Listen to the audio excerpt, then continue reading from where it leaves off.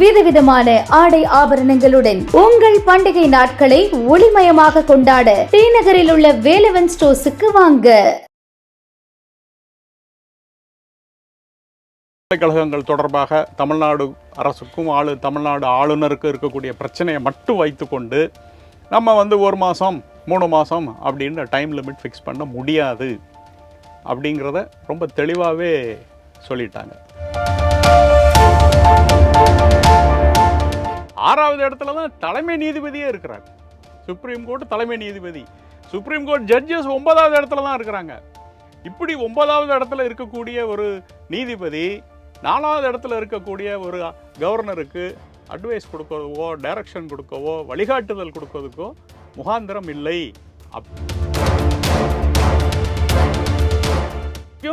ஆளுநர் வைஸ் துணைவேந்தர்களை நியமித்தார். இனிமே தமிழ்நாடு அரசு நியமிக்கும்னு சட்டம் கொண்டு வந்திருக்கிறாங்க. State government, who is state government?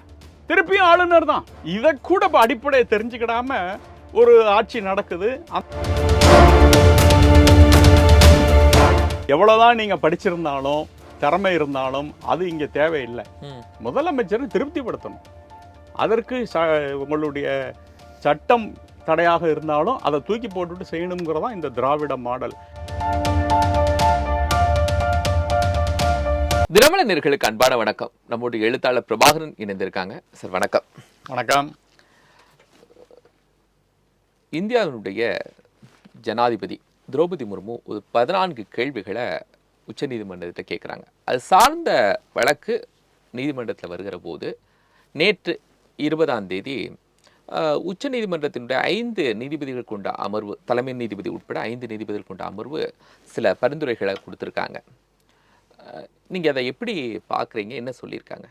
நேற்று சுப்ரீம் கோர்ட் வழங்கிய தீர்ப்பு ஒரு பக்கம் நல்ல வரவேற்கத்தக்க தீர்ப்பு. அப்புறமா அதில் அவங்களுடைய ஆலோசனை மாதிரி சில கருத்துக்களையும் சொல்லியிருக்கிறாங்க. அதில் தீர்ப்பில் மிக தெளிவாக என்ன சொல்லப்படுதுன்னா, கவர்னர் அவர்களுக்கும் ஜனாதிபதி அவர்களுக்கும் முன்னால் வரக்கூடிய பிரச்சனைகள் எந்த விதமான பிரச்சனை எவ்வளவு காம்ப்ளெக்ஸாக இருக்குங்கிறத இன்னைக்கு நம்மளால் அனுமானம் பண்ண முடியாது.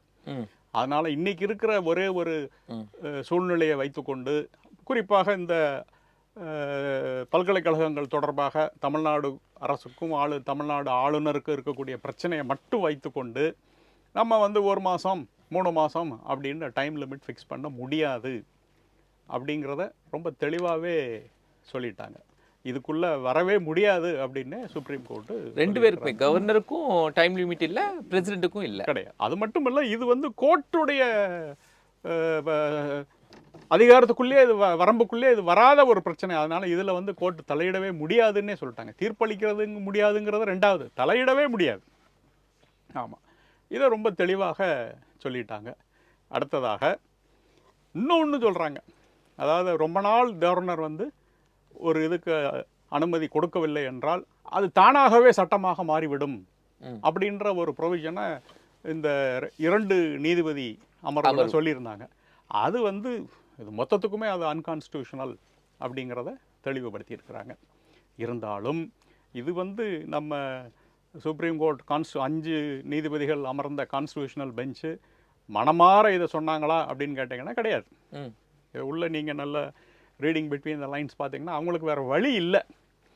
அவங்களுக்கும் தங்களுடைய அதிகாரத்தை நிலைநாட்டுவதற்கு என்னென்ன வழிமுறைகள் இருக்குமோ எல்லாத்தையும் தேடி பார்த்து ஒன்றும் சட்டப்பூர்வமாக இல்லை என்பதனால் இந்த முடிவுக்கு வந்திருக்கிறாங்கங்கிறது அவங்களுடைய அப்சர்வேஷன்ஸ்லேருந்தே தெரியுது.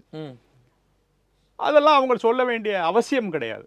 ஒரு கவர்னருக்கு சுப்ரீம் கோர்ட் உச்ச நீதிமன்ற தலைமை நீதிபதியாகவே இருந்தாலும் ஆலோசனை சொல்ல வேண்டிய அவசியம் இல்லை. கேட்டால் சொல்லலாமே விட இவர்களாக இது மக்களாட்சி, மக்களுடைய ஓட்டை வாங்கி வெற்றி பெற்றவர்கள் தான் டிரைவர் சீட்டில் இருக்கணும், இவர்கள் அதுக்கு முட்டுக்கட்டையாக இருக்கக்கூடாது அப்படிங்கிறதெல்லாம் இதுக்கு அவங்களுக்கு தனக்குத்தானே ஒரு கீழே விழுந்தாலும் மீசையில் மண்ணோட்டலைங்கிற மாதிரியாக சொல்லிக்கொண்ட கருத்தாகத்தான் நான் பார்க்குறேன். அது சூப்பர் சிஎம்மாக இருக்கக்கூடாது அப்படிங்கிற மாதிரி சொல்கிறாங்க இல்லையா?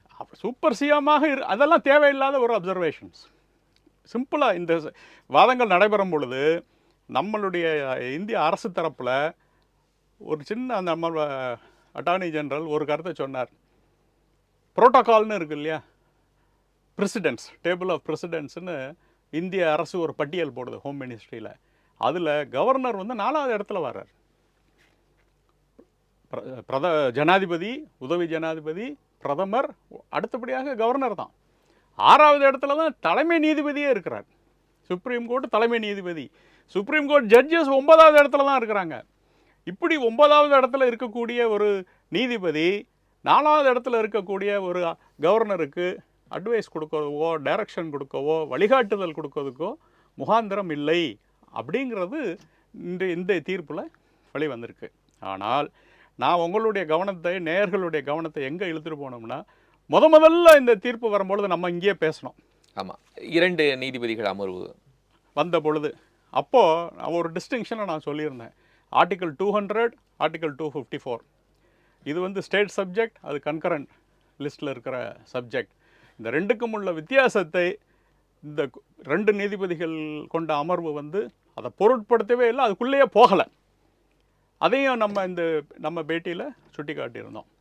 அந்த தீர்ப்பு வந்த உடனேயே தமிழ்நாட்டில் இருக்கக்கூடிய ஒரு மிகப்பெரிய ஊடகம், மெயின் ஸ்ட்ரீம் சேனல், அவங்க அந்த டிபேட் வைக்கிறாங்க அன்றைக்கே. அதில் நெறியாளர் சொல்கிறார், இன்று சுப்ரீம் கோர்ட் தமிழ்நாடு ஆளுநருக்கு செருப்படி வழங்கியது அப்படின்னு. எப்பேற்பட்ட வார்த்தை! அது ஒரு புகழ்பெற்ற சேனல், ஒரு நெறியாளர், இதெல்லாம் சொல்லலாமா? இன்றைக்கி அந்த வார்த்தையை நம்ம திருப்பி சொல்ல முடியும். அது இப்போ சொன்னால் அது தகுமா சொல்லுங்கள்? ஒரு கொஞ்சம் காலம் வெயிட் பண்ணியிருந்தால் இன்றைக்கி மாறப்போகுதுங்கிறத அன்னைக்கு தெரியாமல் அப்படி ஒரு தலகால் புரியாமல் ஆடின மாதிரி ஆடி என்னென்ன விமர்சனங்கள் வச்சாங்க கவர்னர் மேலே. இதெல்லாம் நான் பழசை கொஞ்சம் திரும்பி பார்க்கணுங்கிறதுக்காக தான் இன்றைக்கி இதை பற்றி நான் பேசுகிறேன். இந்த நம்மளுடைய பேட்டி வெளிவந்த உடனேயே ஒரு 2 மணி நேரத்தில் என்னைய ஓய்வு பெற்ற நீதியரசர் ஜஸ்டிஸ் வள்ளிநாயகம் அவர்கள் என்னை தொடர்பு கொண்டார்கள். நான் சொன்னதை முழுக்க ஆமோதிச்சுட்டு, இது இப்படியே விடக்கூடாது, இதுக்கு ஏதாவது ஒரு சட்டப்பூர்வமாக நடவடிக்கை எடுப்போம்னு ஒரு 2-3 கருத்துக்களை அவங்க சொன்னாங்க. அப்போது இது நம்மளே ஒரு எடுத்தவங்கவுத்தொன்னு செஞ்சிடக்கூடாது, இதோடைய பின்விளைவுகள் என்னங்கிறத நம்ம யோசிக்கணும் அப்படிங்கிறனால சரி இது எதற்கும் ஆளுநர்கிட்டே ஒரு கருத்தை கேட்டுருவோம். ஆளுநருடைய கருத்தை கேட்கும் பொழுது அவங்க தான் சொன்னாங்க, இல்லை இதுக்கு வேறு மாதிரியான, முதல்ல வரவேற்றார் நம்மளுடைய முயற்சிகளையும், ஜஸ்டிஸ் வள்ளிநாயகம் அவர்கள் முயற்சிகளையும் வரவேற்று வேறு சில ஏற்பாடுகள் நடந்துக்கிட்டு இருக்கு, பொறுமையாக இருங்க அப்படின்றத சொன்னாங்க. அப்பயே எனக்கு தெரியும் இது நல்ல ஒரு தீர்ப்புக்கான ஒரு அடிப்படை இருக்குது அப்படிங்கிறது.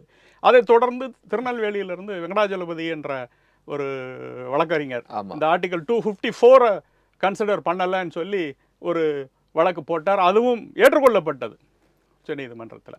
ஸோ இதிலிருந்து நான் இன்னைக்கு மைல்டாக சொல்ல விரும்புகிறது என்னென்னா, இந்த 2 நீதிபதிகள் அமர்வு அவங்களுக்கு தான் இவர்கள் சொன்னாங்களே அந்த மாதிரியான ஒரு பின்னடைவு ஏற்பட்டிருக்குது.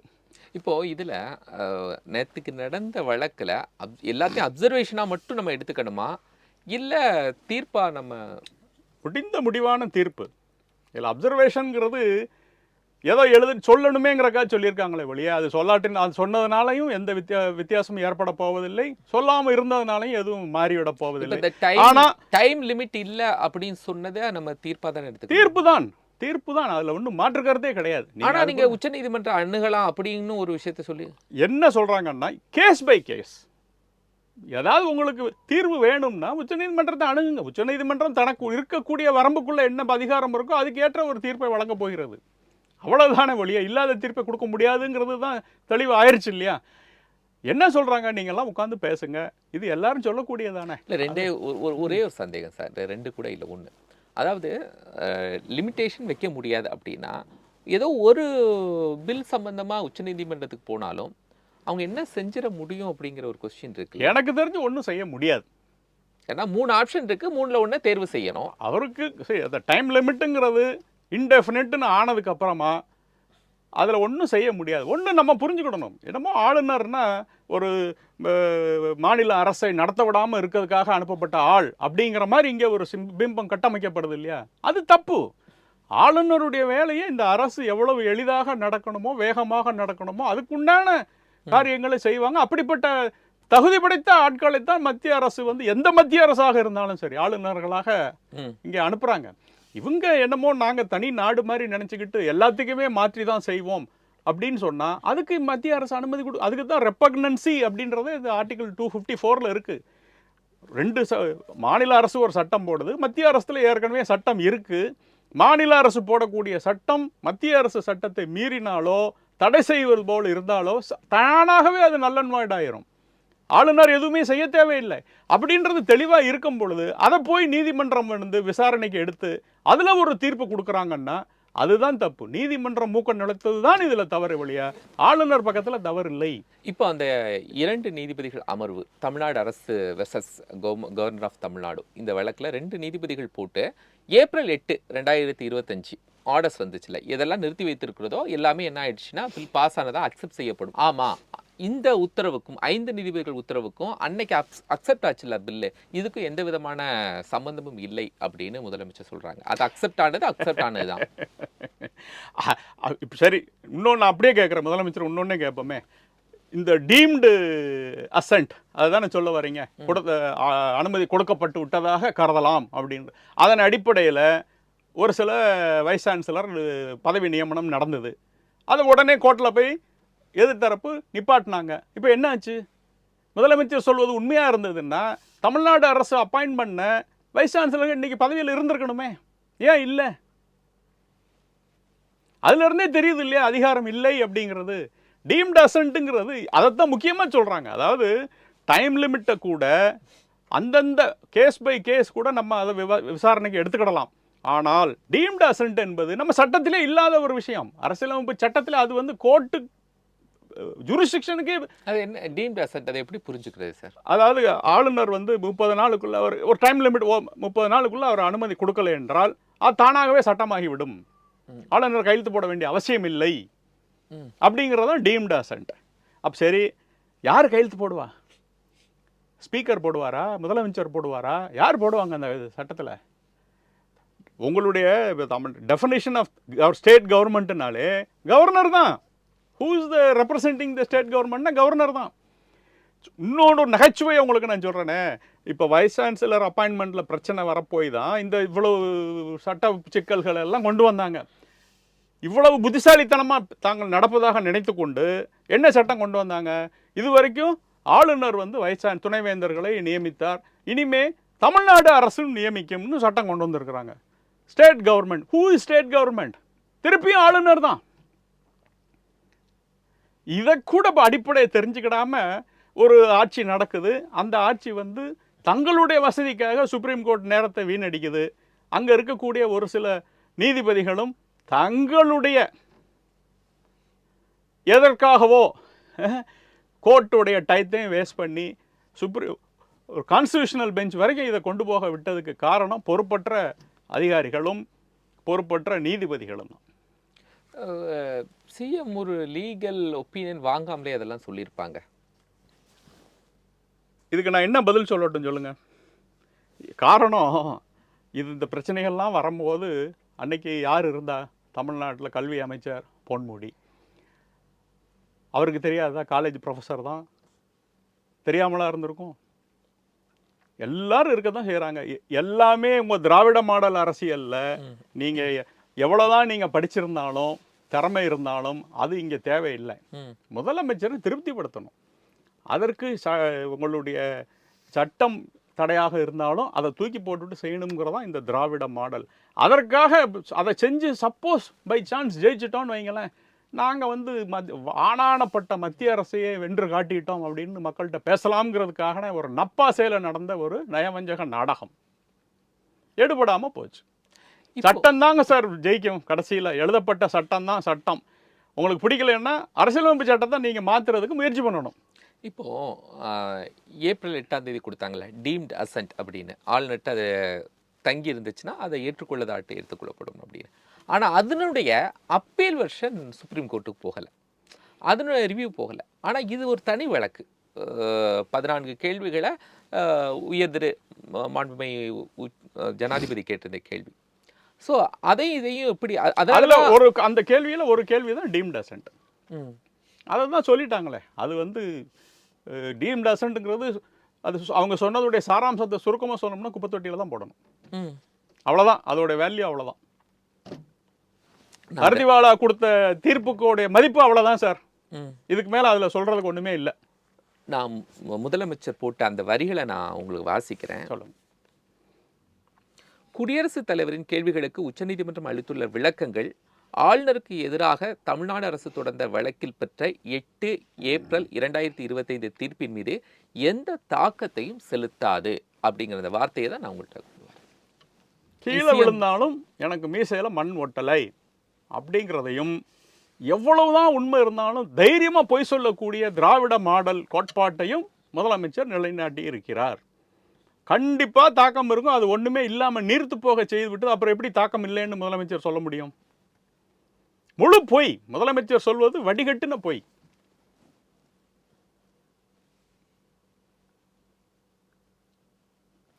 அடுத்தது முதலமைச்சர் தமிழ்நாட்டுக்கு கோயம்புத்தூருக்கு நம்ம பிரைம் மினிஸ்டர் வந்தாங்க. இயற்கை வேளாண்மை சார்ந்த மாநாடு, அது சார்ந்து நிதி ஒதுக்கீடு, இதெல்லாம் நிறைய விஷயம் பண்ணாங்க. ஆனால் துணை முதலமைச்சராகவும் சரி முதலமைச்சரும் சரி ரொம்ப சில விஷயங்களாக சொல்கிறாங்க. நீரினுடைய ஈரப்பதத்தை அதிகரிக்கணும் அப்படின்னு சொல்லியிருந்தோம். விவசாயிகள் சார்ந்து பல விஷயங்களை முறையிட்டு இருந்தோம். எதையுமே பிரதமர் செய்யவே இல்லை அப்படின்னு.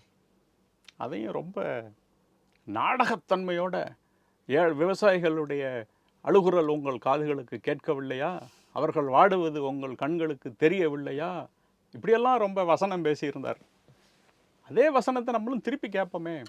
கடந்த 5 வருடத்தில் விவசாயிகளுக்கு ஒரு வருஷமும் இந்த அக்கப்போர் நடக்குது சார். இந்த கொள்முதல் டயத்தில் அது கொள்முதல் பண்ணி உடனடியாக சேமித்து வைப்பதற்கு சேமிப்பு கிடங்குகள் தமிழ்நாட்டில் போதிய வசதி இல்லை. இதை கட்டுவதற்கு இதுவரைக்கும் 86,000 கோடி இந்த விவசாயத்துக்காகவும் இந்த சேமிப்பு கிடங்குகள் இந்த வருஷம் கூட 350 கோடி கொடுத்துருக்காங்க. இப்போ இந்த பருவத்துக்காக இந்த பணம் எங்கே போச்சு? இந்த பணம் வந்தது முதலமைச்சருக்கு தெரியாதா? இல்லை அதிகாரிகள் சொன்னது காதில் விழலையா?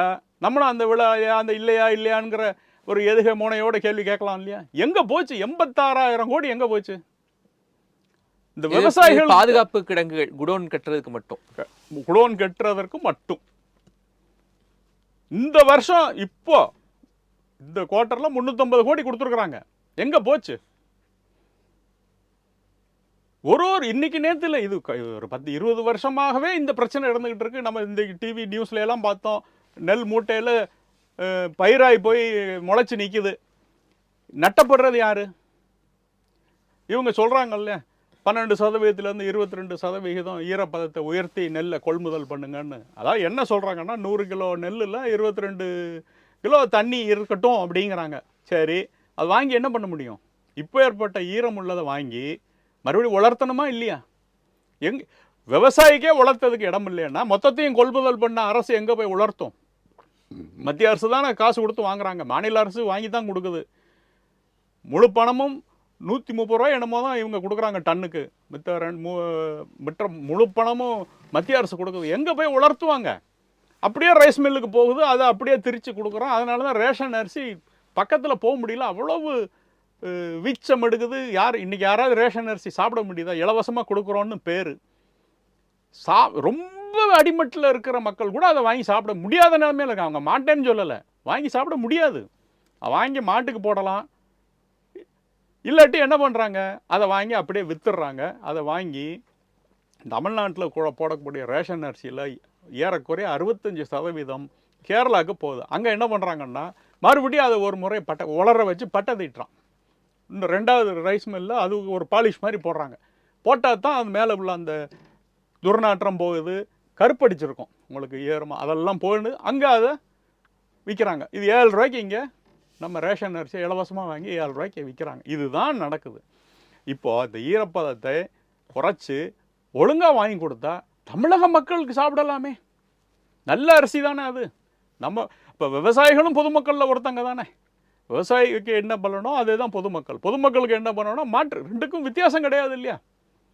இதை செய்கிறதுக்கு இந்த உனக்கு சேமிப்பு கிடங்கு கட்டுறதுக்கு வக்கு இல்லை. ஆனால் குறை சொல்கிறீங்களே, தேவையில்லாததெல்லாம் கெட்டிக்கிட்டு இருக்கிறீங்க. பார்க் அமைக்கிறீங்க, நினைவு மண்டபம் எழுப்புறீங்க, பேனா வைக்கிறீங்க. ஒரு சேமிப்பு கிடங்கு கட்டக்கூடாதா? உபயோகமான பொருள் அப்புறம் உங்களுக்கு விவசாயம் மேலே அக்கறை இருக்கிற மாதிரி நீங்கள் இல்லை கடிதம் மட்டும் எழுதுனா போதுமா?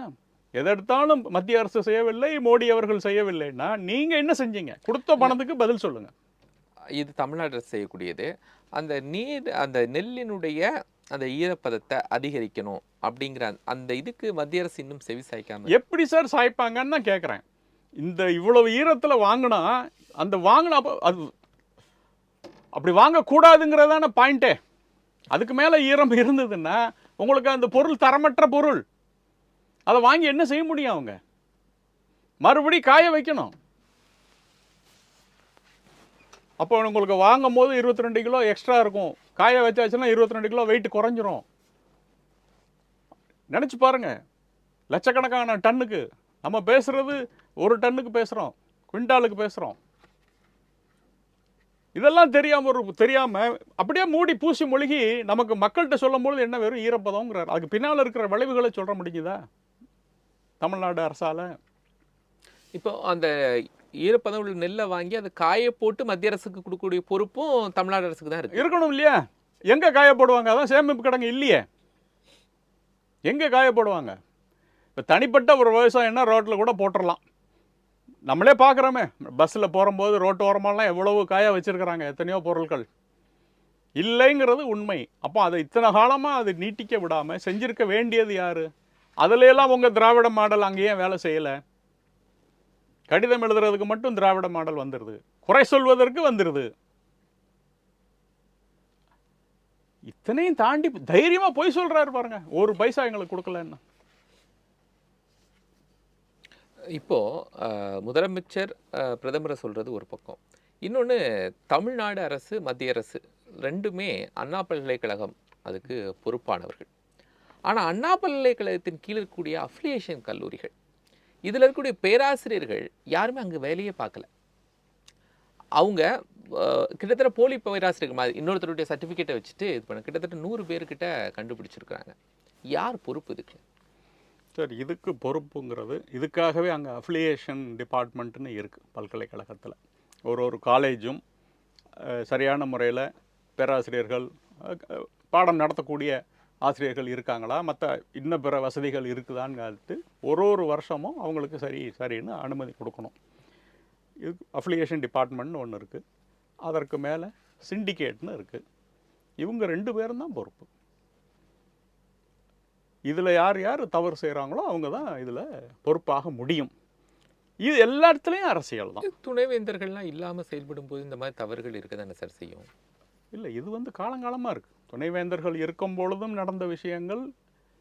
காரணம் என்னென்னா, உங்களுக்கு இன்றைக்கி ஒரு இன்ஜினியரிங் காலேஜ் மேலே பழைய அளவுக்கு மோகம் கிடையாது.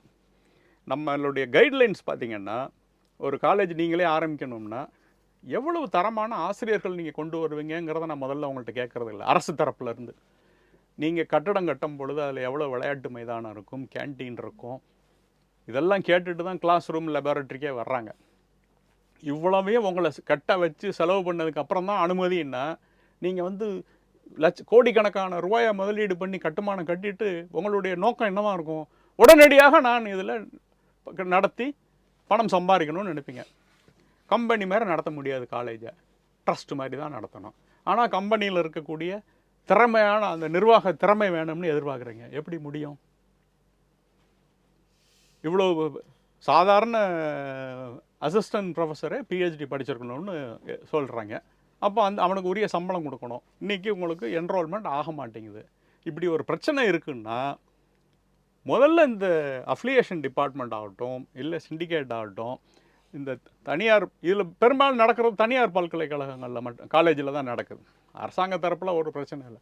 அவங்கள கூப்பிட்டு பிரச்சனைக்கு மாற்று தீர்வு என்னங்கிறதையாவது யோசிச்சிருக்க வேண்டாமா? சரி, உங்களால் ஒரு ஃபுல் டைம் ஒரு ப்ரொஃபஸரை வச்சு சம்பளம் கொடுக்க முடியலன்னா அவர் இன்றைக்கி 2 கிளாஸ் எடுக்கட்டும், வேறு 2 இது எடுக்கணும்னு அதை ஒரு வரைமுறைப்படுத்தி எந்த நோக்கத்தோடு வரைமுறைப்படுத்தணும்? மாணவர்களுக்கு தரமான கல்வி போகணுங்கிற அளவுக்கு அது வரைமுறைப்படுத்தி இருக்கணும். அதை விட்டுட்டு நீ ஃப்ராடு பண்ணு, எனக்கு காசை கொடு, நான் கண்டுக்காமல் இருக்கேங்கிற மாதிரியான நிர்வாகம் நடந்ததுன்னா இப்படி தான் நடக்கும். இதுக்கு முழு காரணம் நான் என்ன சொல்கிறேன்னா, அல்டிமேட்டாக எல்லாமே சிண்டிகேட் வழியாக தான் போகுது. அதுக்கு கீழே சின்ன சின்ன இன்ஸ்டிடியூஷன்ஸ் இருந்தாலும், இந்த அஃபிலியேஷன் டிபார்ட்மெண்ட் மற்றவைகள்லாம் இருந்தாலும், ஃபைனலாக சிண்டிகேட்டை தாண்டி ஒன்றும் நடக்கிறது இல்லை. அங்கே நீங்கள் யாரை உட்கார வச்சிருக்கிறீங்க? அரசியல்வாதிகள். அவங்களுக்கும் அகாடமிக்ஸுக்கு என்ன சார் சம்பந்தம்? நிர்வாகத்தில் நீங்கள் போடலாம், அரசியல்வாதியை போடலாம், மக்களால் தேர்ந்தெடுக்கப்பட்டவர்கள், நீங்கள் மந்திரியாக கூட போட்டுக்கோங்க. அவரை கொண்டு போய் ஒரு காலேஜில், அப்புறம் அகாடமிக் கவுன்சில்னு இருக்குது, இதில் எல்லாம் அவர் தலையிடுறாருன்னா எப்படி முடியும்? சிம்பிள். நான் ஓப்பனாகவே சொல்கிறேனே, பரந்தாமன் ஒரு எம்எல்ஏ சிண்டிகேட்டில் இருக்கிறார், அண்ணா யூனிவர்சிட்டி சிண்டிகேட்டில். அவருக்கும் இந்த கல்விக்கு என்ன தொடர்பு சொல்லுங்கள்? மாணவர்கள் மறந்துடுங்க சார். ஒரு டாக்டரேட் வாங்கின பேராசிரியர்களை இந்த தகுதி உள்ள பேராசிரியரா இல்லையான்னு அவரால் கண்டுபிடிக்க முடியுமா? அப்போ அந்த கரெக்டான ஆளை போடாதது யார் தப்பு? அரசு தானே பொறுப்பெடுக்கணும். நம்ம எல்லாமே கை கழுவிட்டு குறைய மட்டும் சுட்டி காட்டிட்டு. இன்னொன்று, நீங்கள் இதெல்லாம் மறந்துடுங்க. கோஸ்ட் ஃபேக்கல்ட்டி இந்த இதெல்லாம் எனக்கு தெரிஞ்சு ரொம்ப சில்லற மேட்டர். கோடிக்கணக்கான பணம் மத்திய அரசுலேருந்து இங்கே வருது. யூஜிசி ஃபண்ட் சொல்கிறீங்க? யூஜிசி மட்டும் இல்லை, பல நிறுவனங்களில். இப்போ வந்து ஸ்டார்ட் அப்னுங்கிறது இன்றைக்கி மோடி வந்து புதுசாக இளைஞர்கள் தொழில் நடத்துவதற்கு ஸ்டார்ட் அப் எக்கோ சிஸ்டம்னு கொண்டு வந்திருக்கிறார். அதில் பார்த்தீங்கன்னா அட்டல் இனோவேஷன் மிஷன் ஒன்று ஆரம்பித்து இந்தியா முழுக்க பல்வேறு இடங்களில், தமிழ்நாட்டிலேயே அண்ணா யூனிவர்சிட்டி, திருச்சி, கோயம்புத்தூர், இந்த மாதிரி பல இடங்களில் அட்டல் இன்குபேஷன் சென்டர்ஸ்னு இருக்குது. நீங்கள் ஒரு நிறுவனம் நீங்கள் தொடங்கணும்னு நினச்சிங்கன்னா அங்கே போய் உங்களுக்கு வேணுங்கிற உதவி செய்வாங்க, லேபை யூஸ் பண்ணிக்கிடலாம், ஆஃபீஸ் கொடுப்பாங்க, பண உதவியும் செய்வாங்க, உங்களை பப்ளிக்கு நீங்கள் ஷேர்ஸை அவங்க பப்ளிக் ஆக்கிறதுக்கு உதவி செய்கிறாங்க. இப்படி இருக்குது. அப்புறம் ரூசான்னு ஒரு அமைப்பு இருக்குது, பைராக்னு இருக்குது, பயோடெக்னாலஜி. இதில் இப்படி எல்லாத்துலேயும் சேர்ந்து குறைஞ்சது வருஷத்துக்கு 3500 கோடி ரூபா வருது பல்கலைக்கழகங்களுக்கு இந்த ஸ்டார்ட் அப்காக மட்டுமே. மற்றதெல்லாம் நான் சொல்லலை, நீங்கள் அதெல்லாம் தனி. எங்கே போச்சு இந்த இதில்? என்ன ரிசல்ட் வந்திருக்கு? யார் இதுக்கு பொறுப்பு? எங்கேயாவது இதுக்கு ஒரு அக்கௌண்டபிலிட்டி இருக்கா? இந்த பணம் இங்கே வந்தது, இந்த பணத்தை நாங்கள் இந்த வகையில் செலவு பண்ணியிருக்கிறோம், அதனுடைய விளைவாக இந்த புதுசாக இவ்வளவு தொழில்கள் நடத்தப்பட்டிருக்கிறன, யாராவது சொல்லுவாங்களா? நான் இதில் ஆர்டிஐயில் போராடிக்கிட்டு இருக்கிறேன். கேட்டு 1-2 ஊழல்கள் சிக்கியிருக்கு, அதுக்கும் தொடர்ந்து நடவடிக்கை எடுக்கிறதுக்கான முயற்சி இருக்குது. இப்போ அடுத்தது கோர்ட்டுக்கு போகிறேன்.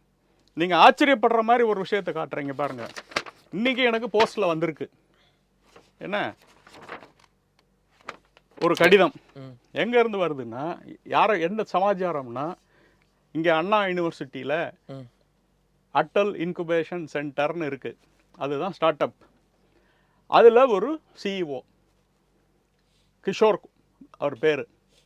இதற்கு முன்னால் இடிஐஏன்னு ஒரு நிறுவனம், அதுவும் தமிழ்நாடு ஸ்டார்ட் அப் எக்கோ சிஸ்டத்தோடு சேர்ந்த ஒரு நிறுவனம், தமிழ்நாடு அரசால் நடத்தப்படுவது. அதில் சிஇஓ இருக்கிறார். அங்கே டிஸ்மிஸ் ஆகிறார் ஊழல் செய்ததற்காக.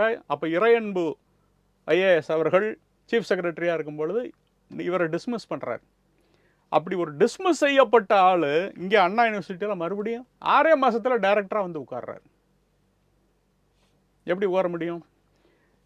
சென்ட்ரல் கவர்மெண்ட்டில் கிளாஸ் 1 பொசிஷனுக்கு ஒரு ஆஃபீஸர் போகணும்னா, கிளாஸ் 1ங்கிறது ஐஏஎஸ் ஐபிஎஸ்க்கு அடுத்த நிலையில் இருக்கிறது. போலீஸ் வெரிஃபிகேஷன் இல்லாமல் நீங்கள் ஜாயின் பண்ணவே முடியாது. இது வந்து ஒரு டைரக்டர் லெவல் போஸ்ட். டெர்மினேட் ஆன ஒரு ஆளை தூக்கி இன்றைக்கி சிஇஓ போட்டிங்கன்னா அது விளங்குமா? அந்த இன்ஸ்டியூஷன் நடக்குமா? எப்படி தைரியம் அந்த போட்டவருக்கு எப்படி அந்த தைரியம் வருது? அவரை யாராவது ஒரு ஆள் தானே அப்பாயின்ட் பண்ணுறாங்க. இப்படி அவரை பற்றி தெரியாமலாம் இருந்திருக்கும். ஏன்னா எல்லாம் இதே ஸ்டார்ட் அப் எக்கோ சிஸ்டத்தில் இருக்கிறவங்க தானே. சம்பந்தம் இல்லாத ஃபீல்டில் இருந்து வந்தால் கூட தெரியாமல் இருந்திருக்க வாய்ப்பு உண்டு. எல்லாம் தெரியும், இதே உள்ளூரில் தான் நடக்குது. அவர் வந்து இங்கே இருக்கிறாருன்னா யார் கொடுத்தது இந்த தைரியம்? சரி, நாளைக்கு ஒரு கேள்வி வருமே, எல்லாமே ஆளுநர் கண்ட்ரோலில் தானே இருக்குது பல்கலைக்கழகங்கள்லாம் அப்படின்னு. இந்த நேரங்கள் இதெல்லாம் நடக்கும்போது ஆளுநர் கண்ட்ரோலில் இல்லை. அதை தான் நான் சொல்ல வரேன். ஆளுநர் கண்ட்ரோலில் இந்த கோஸ்ட் ஃபேக்கல்ட்டி மேட்ரு வேணால் ரொம்ப நாளாக நடக்குது. அது வேணால் சொல்லலாம் ஒழிய, மற்ற இப்போ நான் சொல்கிறது எல்லாமே இந்த பண முறைகேடு எல்லாமே. நான் ஒரு விஷயம் கேட்குறேன், ஆளுநரால் பீரியாடிக்கலாக எல்லா யூனிவர்சிட்டிக்கும் விசிட் பண்ணி இந்த மாதிரியான இன்ஸ்பெக்ஷனை பண்ண முடியுமா? முடியாதா? முடியாது. காரணம், அதுக்காகத்தான் மற்ற நிர்வாக அமைப்புகளை வச்சிருக்கிறோம். ஆளுநருங்கிறது அவருக்கு தான் சான்சலருங்கிறது அவருடைய பல பரிமாணங்களில் ஒன்று, அவ்வளோதான். அவருக்கு புதிய சட்டசபையில் நிறைவேற்றி வரக்கூடிய சட்டங்களை பார்ப்பாரா? சரி, இந்த இன்ஸ்பெக்ஷன் அதாரிட்டி யாரு? தமிழ்நாடு அரசுடைய உயர்கல்வித்துறை, அவங்க தான் அதுக்கு இங்கே. அதே மாதிரி மத்திய அரசில் அட்டல் இன்னோவேஷன் மிஷன் இருக்குது, அங்கேயும் கல்வித்துறைகள் இருக்குது. அவங்க வந்து பணத்தை கொடுக்குறதோடு அவங்களுடைய வேலை என்ன வளர்ச்சி வந்துடும் அப்படின்னு ரிப்போர்ட்டை பார்த்துடுறாங்க. உள்ளுக்குள்ளே திருட்டு பயல்களும் கூட்டுக்களவாணிகளும் மொள்ளமாரிகளும் முடிச்சவைக்கைகளும் நடந்துக்கிட்டு இருக்குங்கிறது உள்ள விவரம் தெரிஞ்சவங்களுக்கு தான் தெரியும். இதில் கடைசியில் பாதிப்புப்படுறது யாருன்னா அப்பாவி மாணவர்கள். அவன் வந்து ஒரு கனவோடு உள்ளே வாரான், நம்ம ஒரு இந்த மிஷனுக்குள்ளே போனோம்னா நம்மளும் ஒரு தொழில் தொடங்கி தொழில் முனைவர் ஆயிடலாம், அது பெரிய லெவல் கொண்டு போகலான்னு உள்ளே வந்ததுக்கப்புறம் தான் அங்கேயும் எவ்வளோ பெரிய அரசியல், அதாவது அரசியல்வாதிகள் நடத்தக்கூடிய அரசியலை விட இந்த பேராசிரியர்கள் நடத்தக்கூடிய அரசியல் ரொம்ப மோசமாக இருக்கு. உண்மையாவே கல்வித்துறை அப்படிங்கிறது மாணவர்களுடைய எதிர்காலத்தை மையப்படுத்துறது, அதுக்குள்ளே இவ்வளோ விஷயம் இருக்குது. ஆமாம் ஆமாம், ரொம்ப வருத்தத்தோடு சொல்கிறேன். அதுலேயும் அண்ணா பல்கலைக்கழகம்ங்கிறது இன்றைக்கி தமிழ்நாட்டில் ஐஐடிக்கு அடுத்தபடியாக மிகத்தரமான ஒரு நிறுவனம்னு நம்மெல்லாம் பேசுகிறோம். உண்மையிலேயே அப்படியே என்ன நிறுவனம் தான். அண்ணா யூனிவர்சிட்டியிலேருந்து வெளிவந்த அலுமினியோடைய லிஸ்டெல்லாம் ஹூஸ் ஆஃப் டெக்னாலஜி தான். இன்றைக்கி டெஸ்லாவில் நம்பர் 2ல் இருக்கிறாரு எல்லப்பன், அவர் சிஇஜிஎன் தான். பில்கேட்ஸுக்கு அடுத்தபடியாக இருக்கிறாரு சோமசேகர், அவர் சிஇஜிஎன் தான். ஏன் ஜெனரல் சுந்தர்ஜி சிஇஜிஎன் தான். முதல்ல இந்தியாவில் மியூச்சுவல் ஃபண்டை கொண்டு வந்த விவேக் ரெட்டி அண்ணா யூனிவர்சிட்டியோடைய ப்ராடக்ட் தான். இப்படி பல ஜாம்பவான்கள்லாம் படைச்சிருக்குது, இந்த உருவாக்கி இருக்குது இந்த அண்ணா யூனிவர்சிட்டி. அன்னைக்கு இருந்த ப்ரொஃபஸரும் மற்ற அமைப்புகளும் சரி, கல்வியோடைய அரசியல் சூழ்நிலையும் நன்றாக இருந்தது. இன்றைக்கி இருக்கிற மாதிரி தரங்கட்ட மாதிரி திராவிட மாடலில் இல்லை. அங்கே தான் பிரச்சனை வருது. ரொம்ப கவனம் எடுத்து சீர்படுத்தக்கூடிய ஒரு நேரத்தில் நம்ம இருந்துகிட்ருக்குறோம். நிறைய தகவல் பகிர்ந்து கொண்டீங்க, மகிழ்ச்சி சார். நன்றி. நேயர்களே, மற்றும் ஒரு நிகழ்ச்சி சந்திக்கலாம். நன்றி.